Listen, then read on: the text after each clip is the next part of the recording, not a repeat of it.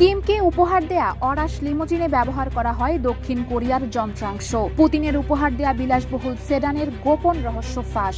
সম্প্রতি রাশিয়ার president Vladimir Putin এবং উত্তর কোরিয়ার নেতা কিম জং উন পিয়ংইয়ংয়ে হাসি মজায় অরাশ লিমোজিনে চড়ে বেড়ানোর ছবি ভাইরাল হয় নেট দুনিয়ায়। অনেকের মতে এটি তাদের শক্তিশালী অ্যান্টি ওয়েস্টার্ন জোটের প্রদর্শনী। এই বিলাসবহুল সেডান গাড়িটি 2018 সালে বাজারে আসে। এটি রাশিয়ার অভ্যন্তরীণ ক্ষমতা এবং আমদানি, প্রযুক্তি ও পণ্যের উপর নির্ভরতা কমিয়ে দেওয়ার প্রতীক হিসেবে বিবেচিত হয়েছিল। তবে কাস্টমস রেকর্ডে বেরিয়ে এসেছে এক অন্য তথ্য।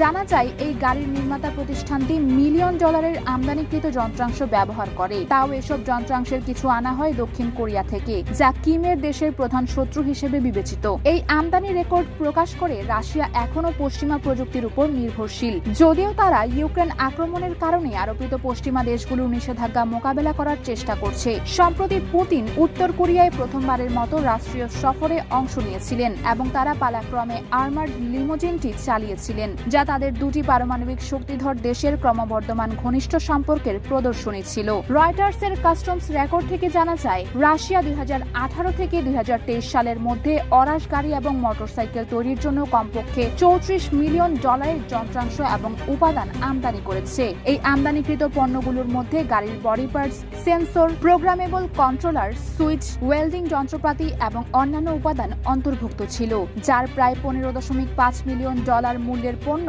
দক্ষিণ কোরিয়া থেকে আমদানি করা হয়েছিল।